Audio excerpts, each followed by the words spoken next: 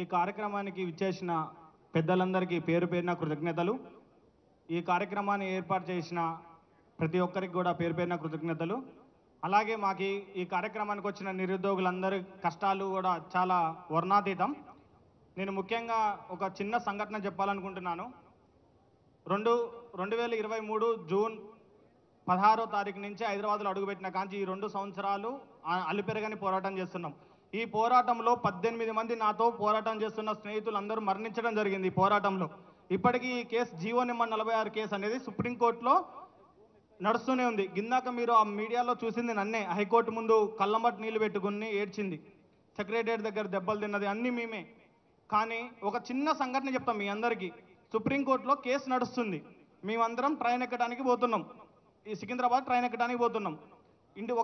వాళ్ళ families case వేసిన వాళ్ళ ఫ్యామిలీస్ ఎప్పుడు కూడా కేసు ఎప్పుడైందని కాల్ ఎప్పుడు అడుగుతుంటారు అనమాట. ఎర్లీ మార్నింగ్ ట్రైన్ ఉంది, ఢిల్లీ పోవాలి, కేసు ఉందని పోతుంటే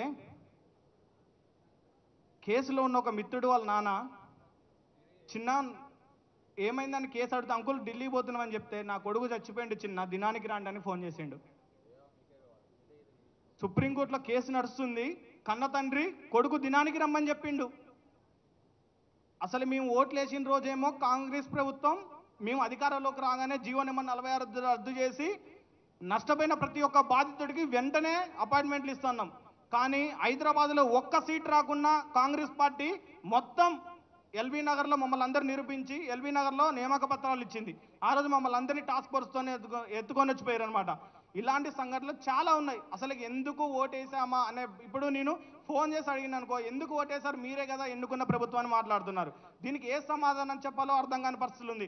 ఇక్కడ నా మిత్రులందరూ కూడా ఈ రోజు ఇక్కడ నిలబడ్డారు. మెరిట్ మార్కులు స్టూడెంట్స్, వీళ్ళు ఏ పాపం చేసిరని ఈ రోజు ఇక్కడికి రావాల్సి వచ్చింది. మెరిట్ మార్కులు లేని వాళ్ళకు ఉద్యోగం ఇచ్చంటే మరి అదే టీఆర్ఎస్ పార్టీకి 40 సీట్లు వచ్చినాయి, వాళ్ళకి ఇవ్వచ్చు కదా, వాళ్ళకి అధికారం ఇవ్వచ్చు కదా. ఎవరికైతే ఎక్కువ సీట్లు వస్తాయో వాళ్ళకే మనం మెరిట్ అధికారం చేపట్టే అవకాశం వస్తుంది. వాళ్ళకి 64 వచ్చినాయి, వీళ్ళకి 40 వచ్చినాయి. కానీ వాళ్ళు చేశారు. కానీ 130 మార్కులు వచ్చిన మా మిత్రులు ఇక్కడ ఉన్నారు, కానీ ఒక్క సీట్ రాని వాళ్ళకే న్యాయం చేశారు. ముఖ్యంగా బోర్డు చైర్మన్ ఎవడూ తొలగించలేకపోతున్నాడు. వాడు ఒక ఆంధ్ర వ్యక్తి, వాడిని ఎవడు కూడా తొలగించలేకపోతున్నారు. ఏం చేయాలో ఏం చేయాలి నిస్సాయ స్థితిలో ఉన్నారు. ఈరోజు మాతోటి ఉద్యమాలు చేపించి, మాతోటి ధర్నాలు చేపించి, మమ్మల్ని కేసుల పాలైన ప్రతి ఒక్కరు కూడా ఈరోజు అధికారం అనుభవిస్తున్నారు. సిరాజ్కి ఇవ్వడానికి ఏమో ఆర్డినెన్స్ తీసుకురావచ్చు, 42% బీసీ రిజర్వేషన్ కోసం ఆర్డినెన్స్ తీసుకురావచ్చు, ఇంకా దేనికోసమైనా ఆర్డినెన్స్ తీసుకురావచ్చు. కానీ ఏ ప్రాంతం అయితే ఖమ్మం, నల్లగొండ, వరంగల్, మహబూబ్ నగర్ జిల్లాలలోనే ఈ 4 జిల్లాలలోనే కాంగ్రెస్ పార్టీ అధికారంలో రావడానికి సీట్లు దోహదపడ్డాయి. కానీ ఈ 4 జిల్లాల విద్యార్థులకు కానీ న్యాయం చేయడానికి ఏ ఒక్కడికి కూడా అధికారం లేదు. నేను రీసెంట్గా ఇక్కడ చెప్పకూడదు అనుకుంటున్నా, ఒక ఎమ్మెల్యే కాడికి పోయి నేను అడిగిన, కాంగ్రెస్ పార్టీ ఎమ్మెల్యే కాడికి నేను ఒక రోజు కలవడానికి వెళ్ళిన రోజు సార్ ఇదంటే అసలు పైనోడే దొంగ అయినప్పుడు నేనేం చేయగలుగుతా అన్నాడు. పైనోడే దొంగ అయినప్పుడు నేనేం చేయగలుగుతా అన్నాడు. నేను వెళ్ళినా, నువ్వు నాకు ఓటేసిన, నేను పోయి రిప్రజెంటేషన్ ఇచ్చిన, నేనేం చేయగలుగుతాను మాట్లాడిండు. కళ్ళమ్మటి కన్నీళ్ళు పెట్టుకోవాల్సి వచ్చింది. స్టేట్కి ఎందుకు హోమ్ మినిస్టర్ లేడండి? ఇప్పుడు దిల్షుక్ నగర్లో ఒక్కరోజు దిల్షుక్ నగర్ వచ్చి చూడండి, కాఫీ షాపుల దగ్గర ఇంటికి మొన్న దీపావళి పండగకి ఇంటికి వెళ్ళలేక కళ్ళమ్మ నీళ్లు పెట్టుకొని ఏం చెప్పాలో తెలియక 32 సంవత్సరాలు వచ్చిన వాడు వయోభారంతో, ఆర్థిక భారంతో, మానసిక క్షోభతోటి స్టడీ హాల్లో నిమగ్నమైపోతున్నాడు. అన్ని నోటిఫికేషన్ లాగా కాదండి, పోలీస్ నోటిఫికేషన్ అంటే ఉరకాలి, దూకాలి, లాంగ్ జంప్ పట్టాలి. ఇప్పుడున్న అసెంబ్లీలో వచ్చిన వాళ్ళని దూకమంటే అర్థమవుతుంది.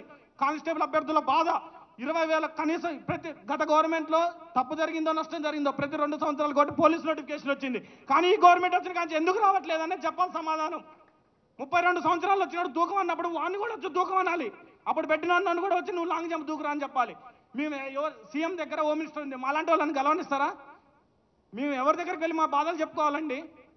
మీరు కూడా అసెంబ్లీలో రైట్ చేయాలి. అసలు హోమ్ మినిస్టర్, డిఎస్సి వాళ్ళు కూడా, అది విద్యాశాఖ మంత్రి కూడా ఉంటే నిరుద్యోగ సమస్యలు చెప్పుకోవడానికి వెళ్తుంది. ఎవరు కూడా సమస్యలు చెప్పుకోవడానికి పరిస్థితి లేనప్పుడు ఏం చేయాలి?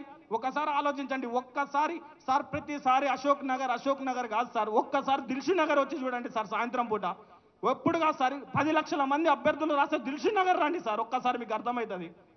దయచేసి మీ అందరికి విజ్ఞప్తి చేస్తున్నాం. అలాగే హరీష్ రావు సార్కి కూడా ఒకటి చెప్తున్నాం, ఈ నిరుద్యోగుల పక్షాన పోరాడుతున్న రాకేష్ రెడ్డి అన్న గారికి మాత్రం కొద్దిగా మీరు ఫ్రీ ఫవర్ ఇవ్వాలి సార్. మీరు మాకు ఎవరికైతే హెల్ప్ చేయాలని చూస్తున్నారో వాళ్ళు కొద్దిగా మీరు చెప్పిన తర్వాత మాకు వాళ్ళకి గ్యాప్ వస్తుంది. నిరుద్యోగులందరినీ కూడా పార్టీలకు అతీతంగా ఏ పార్టీ అన్నా కానివ్వండి, ఎవరన్నా కానివ్వండి, సహాయం అంటే చేసే రాకేష్ రెడ్డి లాంటి వాళ్ళు మీ పార్టీలో ఉంటారు, చాలా అదృష్టం. దయచేసి అన్నకి ఫ్రీ హ్యాండ్ ఇవ్వాల్సిందిగా విద్యార్థుల తరపున నా చిన్న రిక్వెస్ట్. కానిస్టేబుల్ 20,000 పోస్టులు వేయాలి, అలాగే 35 సంవత్సరాలు ఏజ్ ఇవ్వాలి, అలాగే జీవో నెంబర్ 46 తొలగించాలి, అలాగే 20 బోర్డు చైర్మన్ని వెంటనే తొలగించాలని రిక్వెస్ట్ చేస్తూ ఈ అవకాశం ఇచ్చిన నాకు పేరు పేరున కృతజ్ఞతలు.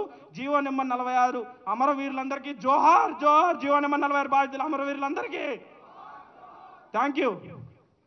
కొడంగల్ రవి గారు.